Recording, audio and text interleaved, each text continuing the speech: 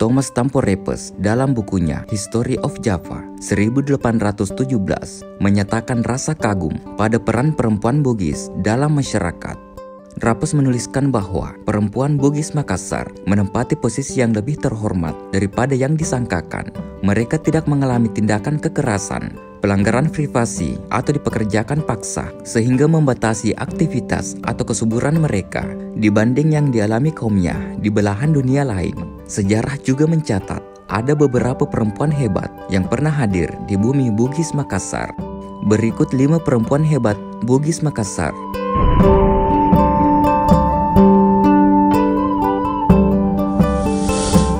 Yang pertama, Coli Pujie. Coli Pujie atau Retna Kencana Coli Pujie Arung Pancana Toa Matinroe Ritu Cai adalah seorang perempuan bangsawan Bugis yang hidup pada abad ke-19.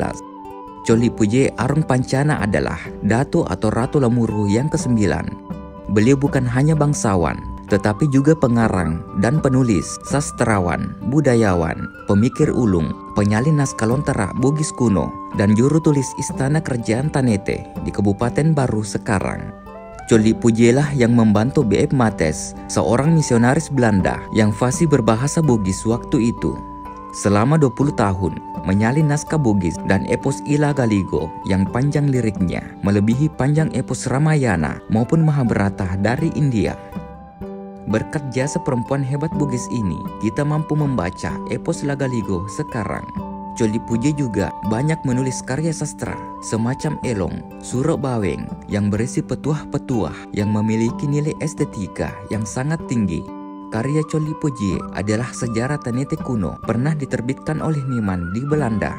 Perempuan Bugis yang juga penguasa di Tanete ini mendirikan sekolah rakyat yang lebih dahulu 1890-an, berpuluh-puluh tahun lebih dahulu dari Kartini. Wafat pada tahun 1919 di desa Pancana, Tanete Rilau yang juga kampung kelahirannya. Yang kedua, W.I. Maniratu Arumdata, Raja Bone ke-25 1823 sampai 1835 adalah salah satu dari beberapa perempuan yang pernah memimpin kerajaan di tanah Bugis. W.I. Maniratu Arumdata terpilih oleh Dewan Adat Pitu Kerajaan pada tahun 1823 menggantikan saudaranya yaitu Toa Patunru Matinrere Aja Benteng, Raja Bone ke-24 1812 sampai 1823. Pada masa pemerintahannya, W.I. Maniratu Arumdata dikenal sebagai raja yang anti penjajahan VOC.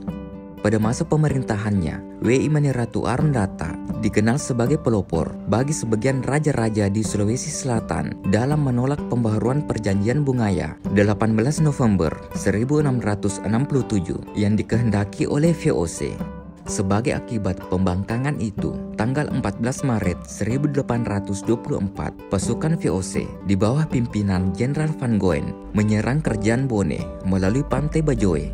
Untuk memperkuat pasukannya melawan VOC, W.I. Maniratu Arumdata membentuk pasukan wanita yang dilengkapi dengan senjata lawida, semacam alat tenun yang runcing. W.I. Maniratu Arumdata bahkan turun langsung ke medan perang bersama pasukan-pasukan yang terdiri dari perempuan-perempuan hebat Bugis untuk menghadapi musuh. Yang ketiga, Opu Daeng Risaju. Opu Daeng Risaju adalah pejuang wanita asal Sulawesi Selatan yang menjadi pahlawan nasional Indonesia. Nama Opu Daeng Risaju ketika kecil adalah Famaja. Ia dilahirkan di Palopo pada tahun 1880 dari hasil perkawinan antara Opu Daeng Mawelu dengan Muhammad Abdullah Tobarenseng. Nama Opu Daeng Risaju merupakan simbol kebangsawanan Kerajaan Luwu. Opu Daeng Risaju yang merupakan pelopor Partai Serikat Islam yang menentang kolonialisme Belanda. Dia terkenal dengan kalimatnya bahwa kalau hanya karena adanya darah bangsawan mengalir dalam tubuhku sehingga saya harus meninggalkan partaiku dan berhenti melakukan gerakanku, irislah dadaku dan keluarkanlah darah bangsawan itu dari dalam tubuhku supaya Datu dan Hadat tidak terhina kalau saya diperlakukan tidak sepantasnya. Pada tahun 1927, Opu Dendresaju memulai karir organisasi politik dengan menjadi anggota Partai Serikat Islam Indonesia atau PSII cabang Parepare. Opu kemudian terpilih sebagai ketua PSII wilayah Tanah Luwu, daerah Palopo pada tanggal 14 Januari 1930. Dalam masa kepemimpinannya di PSII, Opu berjuang dengan agama sebagai landasannya. Dukungan dari rakyat yang sangat besar pada Opu Dendresaju membuat pihak Belanda menganggap Opu menghasut rakyat dan melakukan tindakan provokatif agar rakyat tidak lagi percaya kepada pemerintah. Akhirnya Opu diadili dan dicabut gelar kebangsawanannya. Tidak hanya itu, tekanan juga diberikan kepada suami dan pihak keluarga Opu agar menghentikan kegiatannya di PSII. Setelah berbagai ancaman dari pihak Belanda untuk Opu agar ia menghentikan kegiatan di PSII, Opu akhirnya dipenjara selama 14 bulan pada tahun 1934. Opu kembali aktif pada masa revolusi. Opu dan pemuda Sulawesi Selatan berjuang melawan Nica yang kembali ingin menjajah Indonesia. Karena keberaniannya dalam melawan Nica, Opu menjadi buronan nomor 1 selama Nica di Sulawesi Selatan. Akhirnya Opu pun tertangkap di Lantoro sehingga ia dibawa ke Watampone dengan berjalan kaki 40 km akibat penyiksaan dari Belanda dan ketua Distrik Bajo saat itu.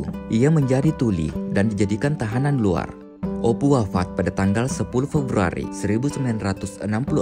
Ia dimakamkan di pekuburan Raja-Raja Lokoe di Palopo. Yang keempat, Emi Sailan. Emi Sailan dilahirkan di Makassar pada 15 Oktober 1924 sebagai putri sulung dari 7 bersaudara. Salah seorang adiknya, Maulwi Sailan, adalah tokoh pejuang yang pernah menjadi pengawal setia Bung Karno. Emi Sailan adalah salah satu perempuan hebat Bugis Makassar dan pejuang wanita Indonesia. Meskipun ia anggota Palang Merah, tetapi ia selalu berpakaian ala laki-laki dan memilih bertempur di garis depan. Pada tanggal 5 April 1946, Gubernur Sam Ratulangi bersama dengan pembantu-pembantunya ditangkap oleh Belanda. Dr. Sam Ratulangi adalah pejabat gubernur yang ditunjuk Bung Karno untuk Provinsi Sulawesi. Berita penangkapan Ratulangi mendapat protes. Salah satunya adalah perawat-perawat putri di Rumah Sakit Katolik Stella Maris. Mereka melakukan pemogokan umum untuk memprotes penangkapan tersebut. Salah satu tokoh penggerak aksi pemogokan ini adalah Emi Sailan. Emi Sailan gugur pada tanggal 23 Januari 1947 saat memimpin sekitar 40 orang pasukan bertempur dengan Belanda. Pertempuran terjadi dalam jarak yang sangat dekat. Seluruh anak buah Emi gugur dalam pertempuran itu, tinggal Emi sendirian. Pasukan Belanda mendekat dan memerintahkan Emi menyerah, tetapi ia menolak dan terus melawan. Senjata yang dia miliki tinggal granat, maka dilemparkanlah granat itu ke pasukan Belanda. Pasukan Belanda pun bergelimpangan, tetapi Emi turut gugur dalam pertempuran jarak dekat itu. Yang kelima, Andi Siti Nurhanisa Pada. Andi Siti Nurhanisa Pada lahir di Parepare, Sulawesi Selatan 25 Juni 1929. Dia termasuk wanita keturunan bangsawan. Ayahnya, Andi Makasau Perenrengi Lawalo, adalah bangsawan Bugis bergelar Datu Supatoa. Ibunya, Rahmatia Deng Baji, adalah bangsawan Makassar, putri dari Kareng Sonda, Raja Bontonompo. Tahun 1962, salah satu perempuan hebat Bugis Makassar ini mendirikan Institut Kesenian Sulawesi atau IKS untuk menawarkan pendidikan seni kepada putra-putri Indonesia agar lebih mengenal seni tari 4 kelompok etnis di Sulawesi Selatan, Bugis, Toraja, Makassar, dan Mandar, serta mengatur dan menggelar beragam pertunjukan khususnya tari dan musik daerah. Melalui lembaga ini pula, Nani menciptakan dan menggali tari-tari tradisional. Banyak tari yang semula sudah terkubur lantaran bubarnya kerajaan-kerajaan digali dan diubah sampai menjadi tari yang berestetika tinggi. Belasan tari tradisional Sulawesi Selatan yang syarat makna lahir dari kerja keras dan perenungannya yang dalam. Mungkin cukup untuk konten kali ini membahas 5 perempuan hebat Bugis Makassar. Semoga bermanfaat. Jika ada kesalahan mohon dimaafkan. Tetap ikuti konten-konten kami selanjutnya di channel Mungkar. Mari berwisata sejarah dan budaya. Wassalamualaikum warahmatullahi wabarakatuh.